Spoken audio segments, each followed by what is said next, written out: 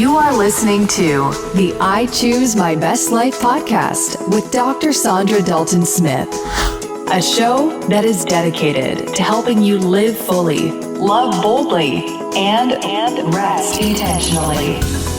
For additional resources, visit ichoosemybestlife.com.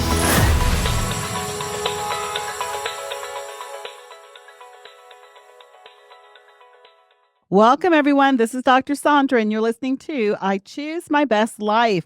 Today, I have with me Niki Hardy, and we are going to be chatting about how do we have honest conversations with God, particularly when we're in those moments of uncertainty, when we really don't know what He's doing and may not necessarily know what we even need to pray about or how to even approach the conversation. Niki has written a newly released book. It's actually going to be released next week called God, Can We Chat? And so, Niki, let me start by just thanking you for joining me. I'd love for you to share a little bit of your backstory. You have an interesting journey. You moved your family from England to the U.S. to plant a church, and now you do so many different things regarding speaking across the country and leading different communities of people into their faith journey. What was this process of learning how to really have these conversations with God? How did that start with you?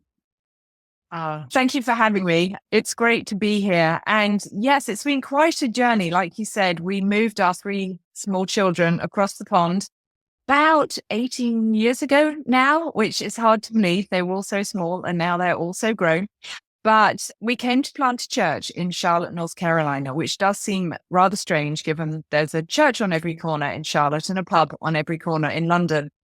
But over the course of church planting, which in and of itself is a difficult and painful and beautiful and rewarding process, we went through some really hard things. I lost my mum to cancer, then I lost my sister to cancer, and then I was diagnosed with cancer. On top of that, Al, my husband, who was pastoring and trying to hold it all together, eventually burnt out.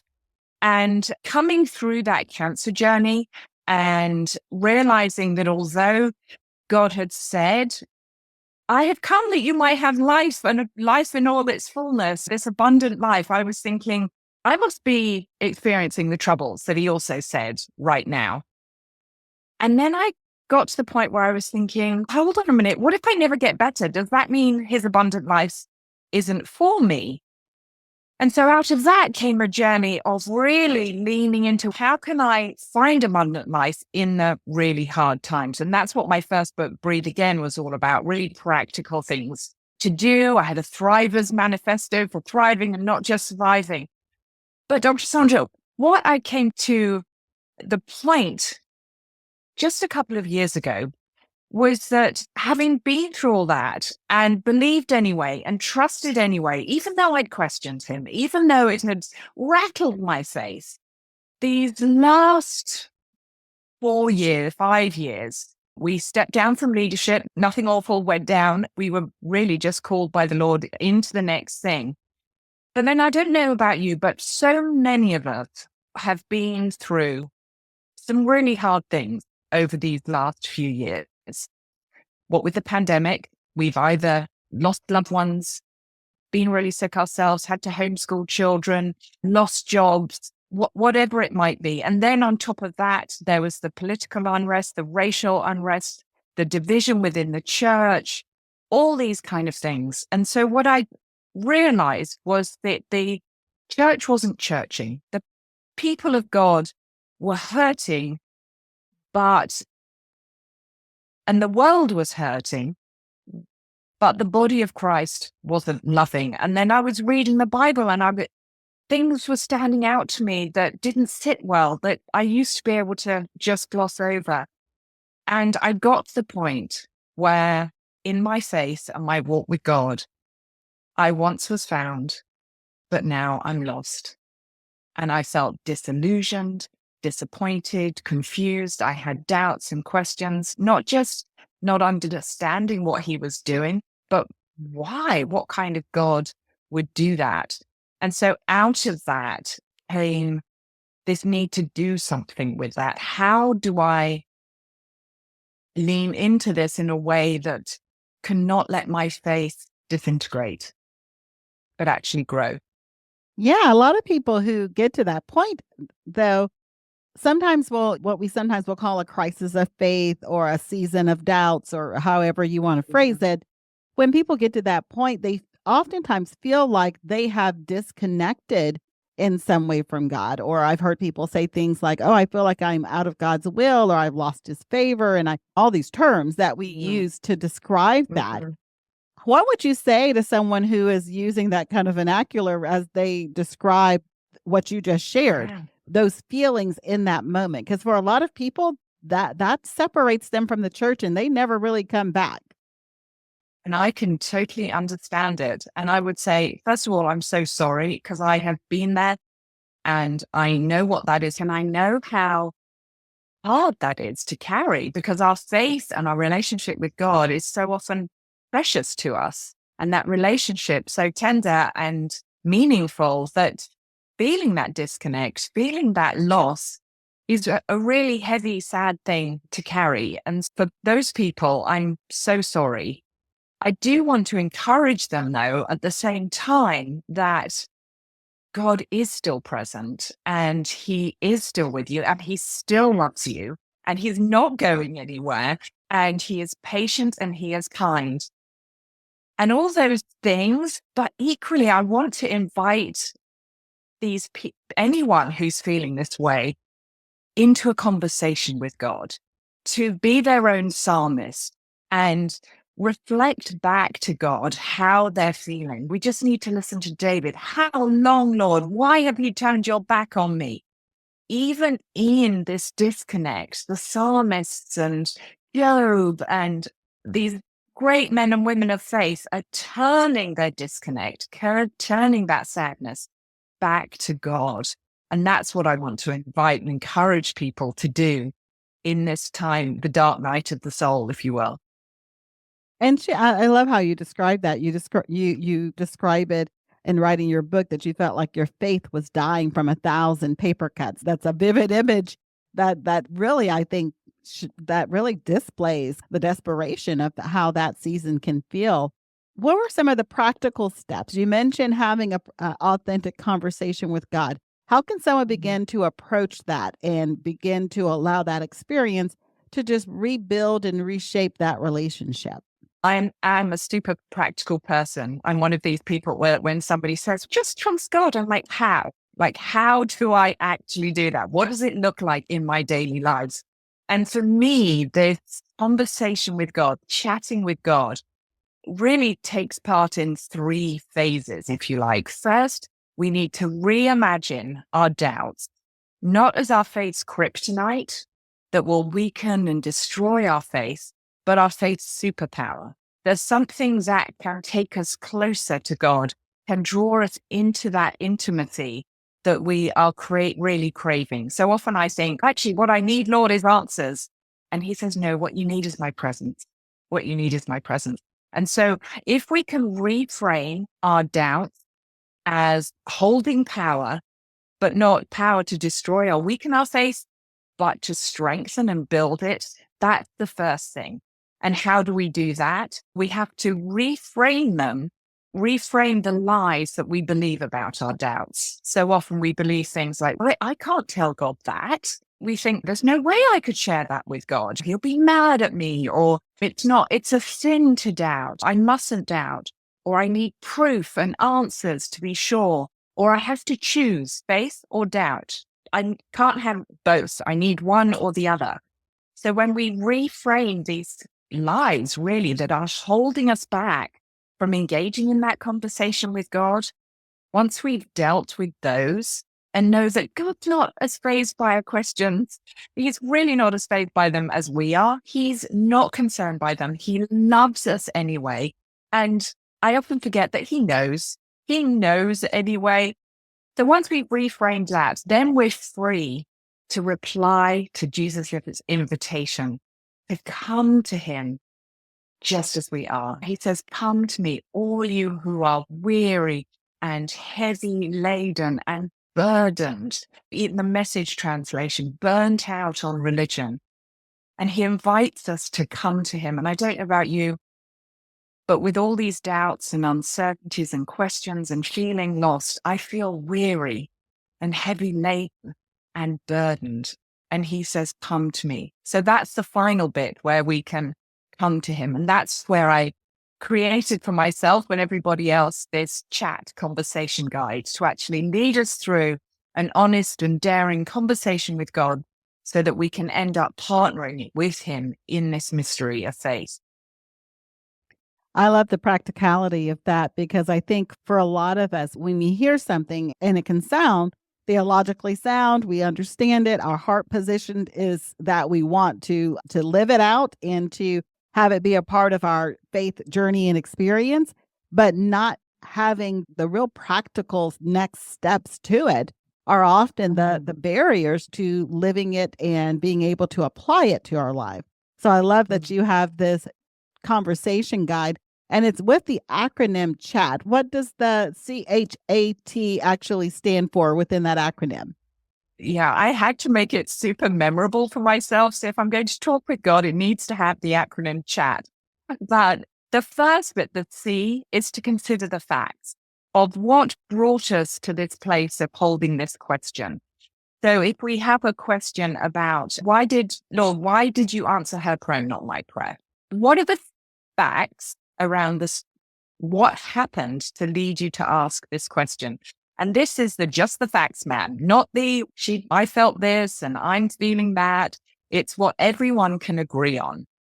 And then the H is enabling us to honor the story we're telling ourselves about those facts. This is the story that we start making up in our head that sometimes is true, but that more often than not isn't true.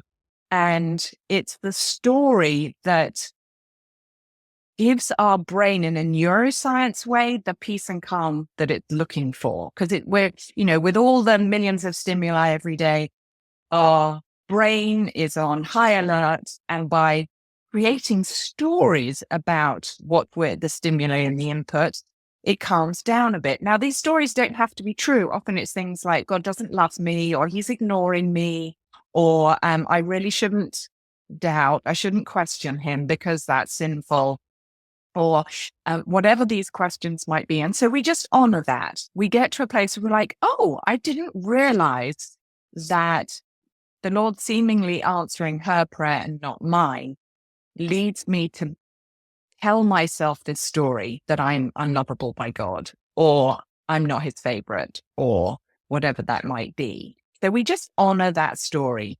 And then we ask God what he has to say. This is the point where we reflect it back to him and we take that story, that event, how we're feeling about it, back to God and ask him, if we were sitting down for tea, Lord, and you pulled up your celestial sofa, what would you want to say to me today in this situation? Those kind of questions. And then the last bit is team up with God. What does this look like to take this into life together? How can we link arms with God moving forward? So we consider the story of what happened. We honor the story of what we're telling ourselves. We ask God what he thinks, and then we team up with him moving forward. Oh, I love the progression of that. Consider, honor, ask, and team. I think that's a very helpful kind of mindset to approach it because, as you mentioned, especially when you're in these times of uncertainty, so often we want to understand. We want a definite answer that aligns with our logical brain, that we can get some type of reason and rationale that we can say, okay, God, I get it. Yeah. And that's just simply not always the case. I love that you emphasize that there is a difference between seeking certainty and seeking relationship with God. Yeah. Go a little bit deeper into how the knowledge of that actually helps us in this process of chatting with him. The knowledge of realizing that there's a difference between the seeking for certainty and then seeking relationship. When we're seeking certainty, I often feel like when I'm asking God for answers, I'm holding my faith ransom until he answers. That's I'm great. holding our relationship ransom. And I'm saying, God, you have to provide these answers, whether it's by him revealing them out in the world somehow, or theologically when I go into the word, but it's me saying, you have to come up with the goods, Lord. Whereas when we're seeking intimacy, we're saying to the Lord, I'm willing to put that need aside because my relationship with you, that intimacy, that growing in you, becoming more like you, and the comfort and the peace and the guidance and everything that I get from our relationship is more important than me checking these boxes. And it reminds me, Dr. Saundra, of the Jewish tradition, Midrash tradition, where they see questions and theological conundrums not as obstacles to be avoided or answers to be rationalized, but they see them as opportunities to engage with God. They see them as invitations to engage in the great conversation with God. And I realize that when I'm after answers, when I'm after doing the thing for God, I find I'm almost distracted by the Great Commission and I ignore the great conversation with God. So beautiful. I think that's a common, specifically those who maybe are in ministry, and that's something that's a big focus on their life. You mentioned burnout a little bit earlier in our conversation, and I find that there's so many people that is a part of the reason that they burn out is because there's this overwhelming pressure to produce at a certain level without the freedom of seeing that conversation with God may help you realize that you're producing just fine. You don't need to get at whatever the ideal that you have in your head is for that next level. So I think these conversations are so important, not just during times of uncertainty, but just in the day to day practice of building relationship with God so that we get to a place where we are constantly in communion with Him. We're constantly Yes. focused on that intimacy with Him rather than answers and solutions and productivity and building and all the things. And for me, and I think for many people, given how many people I've spoken to about this, and the chat conversation guide that is in the book is based on CBT, cognitive behavioral therapy. But what I've realized is that I am much more comfortable doing for God than being with God. Being with God can get a little uncomfortable. Either I try and sit in silence and I'm like, what do I do now, Lord? Or it can just be vulnerable. It can be uncomfortable. It can be beautiful and marvelous, but I can default to, I'll read my Bible to study. And John says, no, let's just hang out. And that is harder for me, being a make it happen person. I'd much rather do for God and plan a retreat or set up chairs and service, whatever it might be, than just silence, solitude, prayer, chat, hanging out, going for a walk in the woods without a podcast playing.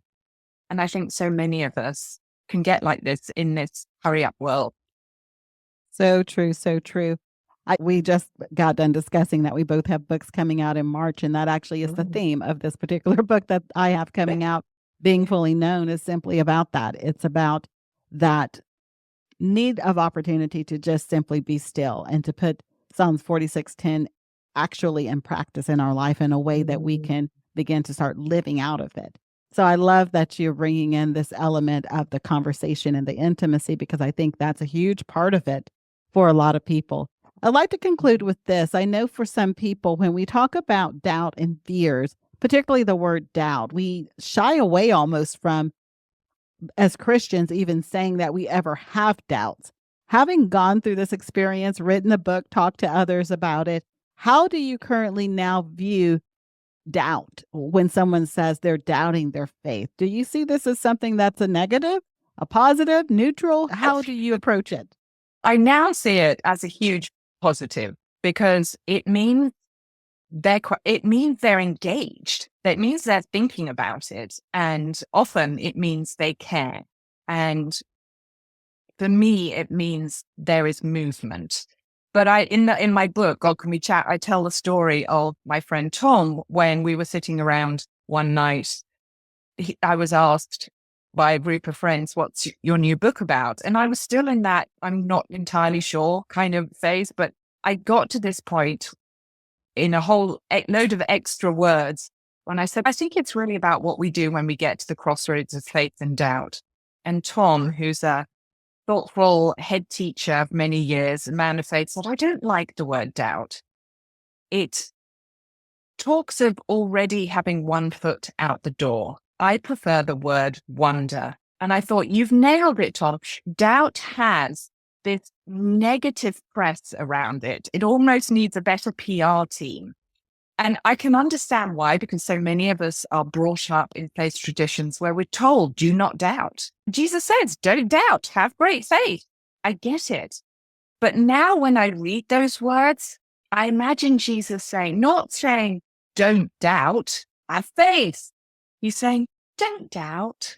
He's saying, don't, as if, because I'm here. And so really it's an invitation to enter into them and be with him and move forward in our relationship with God and find that intimacy that we're craving. We've been chatting with Niki Hardy. She's the author of the book, God Can We Chat? A daringly honest guide to growing closer to God, one doubt at a time. So, Niki, I want to make sure people know how to connect with you, about some of your different resources that you have. So share a little bit about how they can reach out. Oh, and I love reaching out. I love people who reach out and email me and say hi. Yes, come and find me. My website is nikihardy.com, but you can find everything to do with the book at godcanwechat.com. And there you'll be able to order the book. You'll be able to get the first 3 chapters for free. And up until the end of March, if you order the book there, you'll be able to get the audio book free, which I narrated myself. So the English accent will come free of charge. And there's all sorts of other resources there as well that you can get. So yes, come and find me. I'm on Instagram as well, Niki.Hardy.